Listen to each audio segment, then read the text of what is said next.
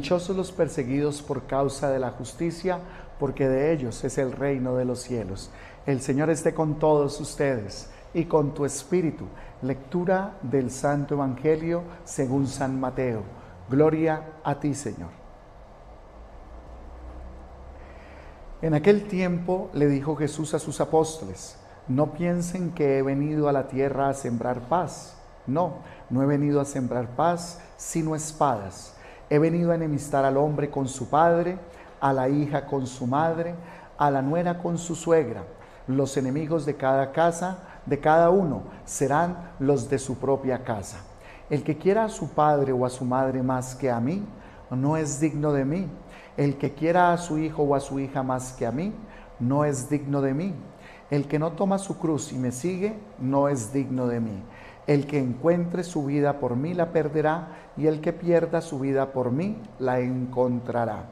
El que los recibe a ustedes, me recibe a mí. El que me recibe, recibe al que me ha enviado. El que recibe a un profeta porque es profeta, tendrá paga de profeta.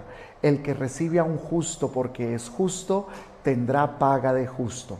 El que dé a beber, aunque no sea más que un vaso de agua fresca, a uno de estos pobrecillos, solo porque es mi discípulo, no perderá su paga, se los aseguro. Cuando Jesús acabó de dar instrucciones a los 12 discípulos, partió de allí para enseñar y predicar en sus ciudades. Palabra del Señor. Gloria a ti, Señor Jesús. Queridos hermanos y queridas hermanas en Cristo Jesús, sean todos ustedes bienvenidos a este momento que es el momento del banquete espiritual, donde ustedes y yo, mi familia querida, dejamos que el Señor nos nutra el alma y el corazón del mensaje que cada día trae algo nuevo y novedoso para todos nosotros. Hoy, mi familia querida, acabamos de escuchar unas lecturas un poco fuertes, y leemos un poco la primera lectura que acabamos de escuchar del profeta del libro Isaías. Es una lectura fuerte. El Señor de alguna manera le llama la atención muy fuertemente al pueblo de Israel, a estas personas que bendicen al Señor, lo alaban, le ofrecen sacrificios, llevan sus ofrendas, pero que al final no hacen nada de lo que el Señor quiere que hagan. No respetan a las personas, persiguen a las personas, no perdonan, hablan mal, se hacen daño los unos a los otros, ojo por ojo y diente por diente, están siempre reprochando lo que los demás hacen, y se convierten entonces ellos, como lo dijo el Señor en el Evangelio en algún momento, hipócritas y fariseos que solamente externamente hacen actos, pero que sus corazones están completamente lejos de mí. Hoy, mi familia querida, tendría yo que recordar una homilía que hice hace un tiempo con ustedes, y que yo les decía a ustedes que en este camino, en la vida de Dios, hay dos clases de personas: las personas que son religiosas y las personas que son espirituales.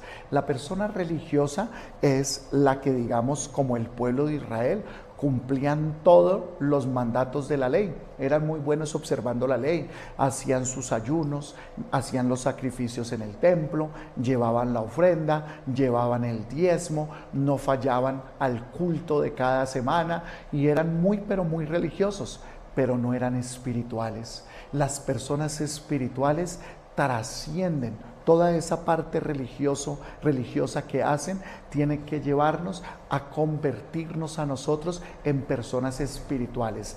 Religiosamente son las prácticas externas, espiritualmente es lo que yo vivo dentro de mí. No puedo separar mi vida religiosa de mi vida espiritual. Yo tengo que ser una persona espiritual para que el culto religioso que yo le ofrezco a Dios sea un culto real y un culto verdadero. Por eso, si ustedes escucharon la primera lectura con mucha detención, miren lo que les dice el Señor. ¿A mí acaso me importa el número de los sacrificios que ustedes están haciendo. Ya estoy harto de todos estos sacrificios, holocaustos de carneros, de grasa, de cebones, la sangre de los toros, de los corderos, de los chivos. Ya no me agrada, no quiero estos sacrificios para mí. ¿Por qué ustedes entran a visitarme y me piden algo con sus manos cuando al mismo tiempo están pisoteando mis atrios, están pisoteando mi nombre, no están haciendo y cumpliendo los mandatos que yo les he dado, que es honrar a tu padre y a tu madre, amar a Dios por encima de todas las cosas, no jurar su nombre en vano, no matar, no hacerle daño a las personas, no mentir, no ser egoístas, no ser codiciosos?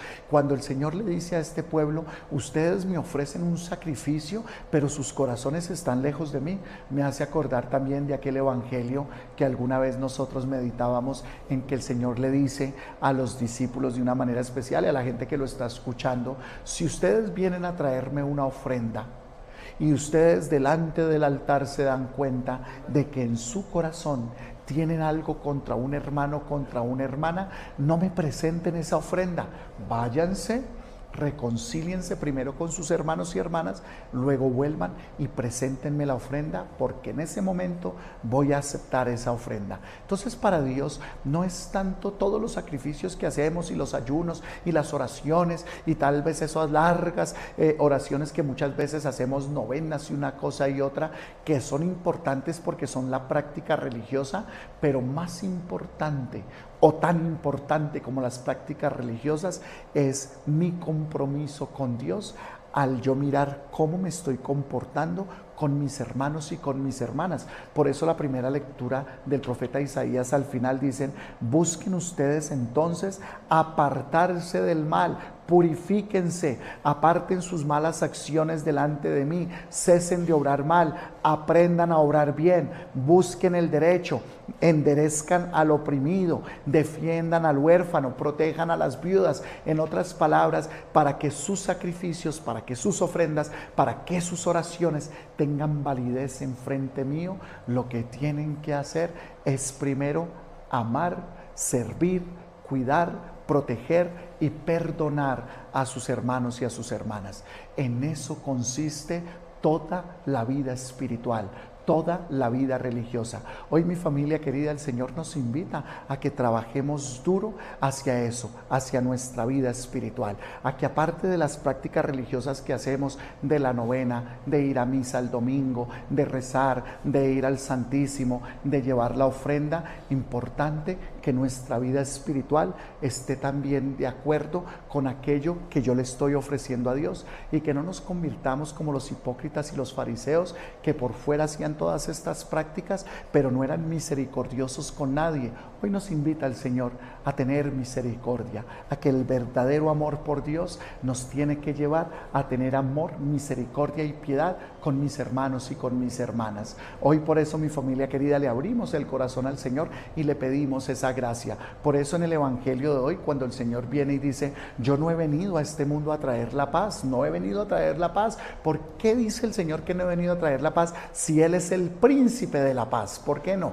Porque el Evangelio también es revolucionario. El Evangelio es la revolución del amor. En el Evangelio, si nosotros no nos revolucionamos a nosotros mismos y nos corta por mitad la palabra de Dios, entonces el Evangelio es un evangelio pasivo que no está causando nada delante de mí. Pero cuando el Evangelio de Dios, la palabra de Dios, entra en mi corazón, lo primero que hace el Evangelio es que yo entre en guerra contra mí mismo, contra mi pecado, mi mal genio, mi rabia, mi ira, mi enojo, mis vicios. ¿Por qué? Porque el Evangelio me mueve el corazón, el Evangelio me tiene que convertir el alma, el Evangelio me tiene que llevar a abrir ese corazón para que yo pueda ser una persona diferente. Por eso, cuando una persona recibe de verdad a Cristo en el corazón, empieza a cambiar en su casa, ya es una persona diferente. Y por eso aquellos que no reciben a Cristo te empiezan a rechazar.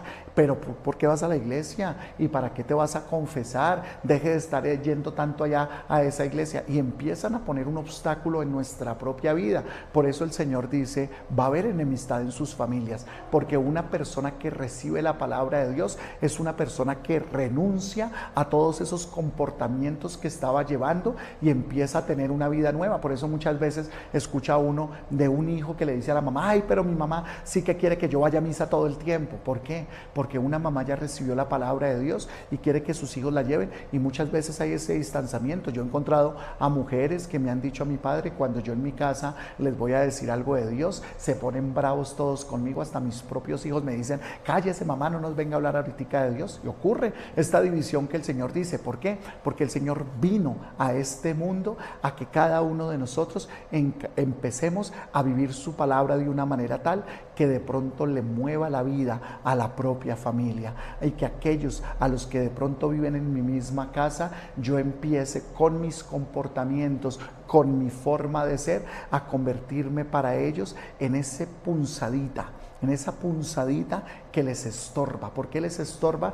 Porque yo ya no miento, porque no hago lo que ellos hacen, porque no soy egoísta, porque no soy altanero y ellos quisieran que yo fuera como ellos, y les estorba porque mi vida ha cambiado. Pues para eso es que ha venido nuestro Señor Jesucristo. Y las personas que se comportan así son personas que empiezan a vivir el Evangelio de una manera real, empiezan a vivir una vida espiritual mucho más profunda. Ya no son solamente actos externos, ritos externos, sino que además esas personas empiezan a vivir en su corazón, en su alma y en su vida el verdadero llamado al Evangelio. Por eso cuando el Señor dice, el que quiera más a su papá, a su mamá, a sus hijos más que a mí, no es digno de mí. No porque el Señor no quiera que los amemos, sino porque muchas veces yo tengo que poner a Dios primero por encima de lo que una mamá, un papá, un hijo, un esposo o una esposa quiere de mí. Que no vaya a la iglesia, que no ore, que deje de estar rezando.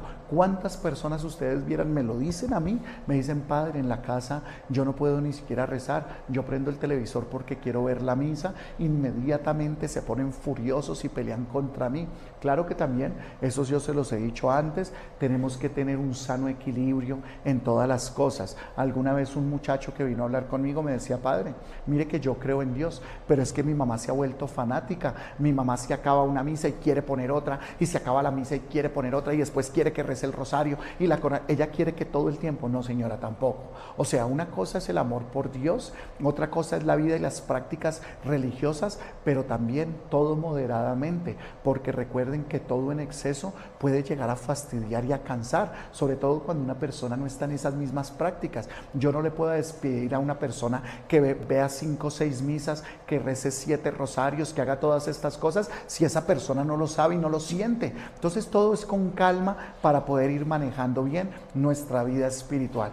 Por otro lado, mi familia querida, hoy celebramos la fiesta de San Buenaventura, este hermano nuestro, que fue un hermano franciscano, nació en el año 1221 en Italia, y cuenta la historia que cuando nació, muy pequeñito, su nombre primero era Juan, se enfermó muy gravemente, estaba al borde de la muerte, y cuentan que su mamita se fue y se lo presentó a Francisco de Asís, a nuestro querido San Francisco, y San Francisco se quedó mirándolo, lo bendijo y le dijo, Bonaventura, Buenaventura, y dice que a partir de ese momento el niño queda completamente sano, y la familia a partir de ese momento lo empezó a llamar Buenaventura, le cambiaron el nombre. Cuando crece Juan o Buenaventura empieza a estudiar, fue un hombre muy brillante, estudió en la Universidad de París, tuvo un gran maestro, y este gran maestro que tuvo, alguna vez llegó a decir el maestro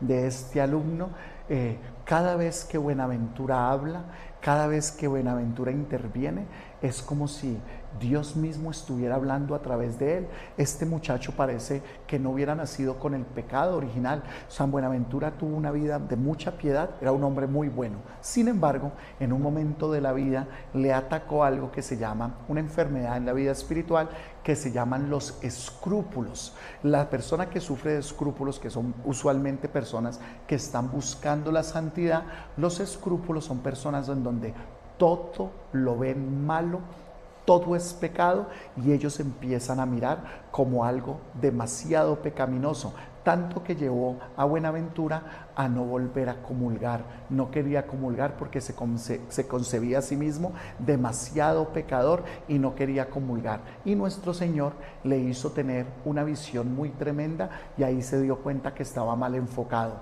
Un sacerdote estaba dando la comunión en la misa, él no quiso pasar a comulgar y cuentan que en ese momento Buenaventura vio cómo la hostia se elevó y se vino hacia donde él y se le puso enfrente de sus labios para que él la pudiera recibir. Ahí entendió él de que tenía que mirar las cosas como las ve Dios, con amor, con bondad y con misericordia. Desde ese momento cuentan que Buenaventura empezó a ser un hombre demasiado misericordioso, bueno, amable, servicial con todos. Los propios alumnos, después Buenaventura se convierte en profesor y los propios alumnos que tenía decían de él: nunca hemos podido ver una persona tan sabia y tan inteligente, pero al mismo tiempo tan humana y tan buena como Buenaventura. Cuentan que Buenaventura llegó a ser el superior de los padres franciscanos. Entró a la comunidad franciscana, se ordenó sacerdote y se convirtió en un hombre sencillo y simple, pero muy brillante, que la comunidad franciscana, después de la muerte de Francisco y de los otros superiores, lo nombraron a él el nuevo superior general de los franciscanos, y como superior general se la dedicó paseando, yendo, visitando a todos y cada uno de los conventos de los franciscanos, llevándoles el mensaje, tratando de motivarlos en la fe. Fue un hombre que trabajó mucho para que la comunidad franciscana tuviera esas raíces fuertes de la espiritualidad de San Francisco. Cuentan que la primera vida del hermano San Francisco la escribió justamente San Buenaventura.